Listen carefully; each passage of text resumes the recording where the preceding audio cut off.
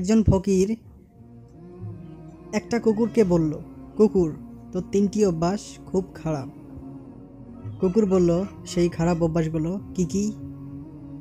ফকির বলল, 1, তুই দেওয়ালে প্রস্রাব করিস। 2, তুই ফকির দেখলে ঘেউ ঘেউ করিস। 3 নাম্বার, তুই রাতে ঘুমানোর সময় ঘেউ ঘেউ করিস, তাতে মানুষের ঘুম নষ্ট হয়ে যায়।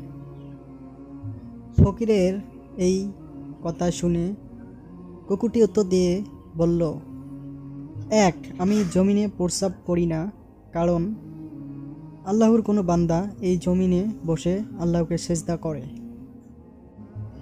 2, আমি ফকির দেখলে ঘেউ ঘেউ করি কেন জানো?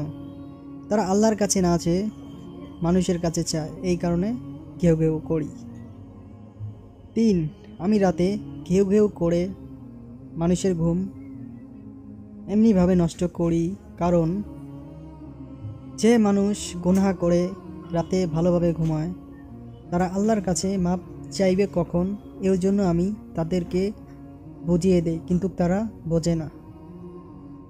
তারা বলে আমি তাদের ঘুম নষ্ট করি। ভিডিওটি ভালো লাগলে অবশ্যই বন্ধুদের সাথে শেয়ার করে দিবেন। আসসালামু আলাইকুম রহমতুল্লাহি ওয়া বারাকাতুহু। আমাদের ইসলামিক ভিডিও ভালোবেসে থাকলে আলোর উপর চ্যানেলটি সাবস্ক্রাইব করে সঙ্গেই থাকবেন। অবশ্যই ভিডিওটি একটি লাইক একটি শেয়ার করতে ভুলবেন না। আল্লাহ হাফেজ।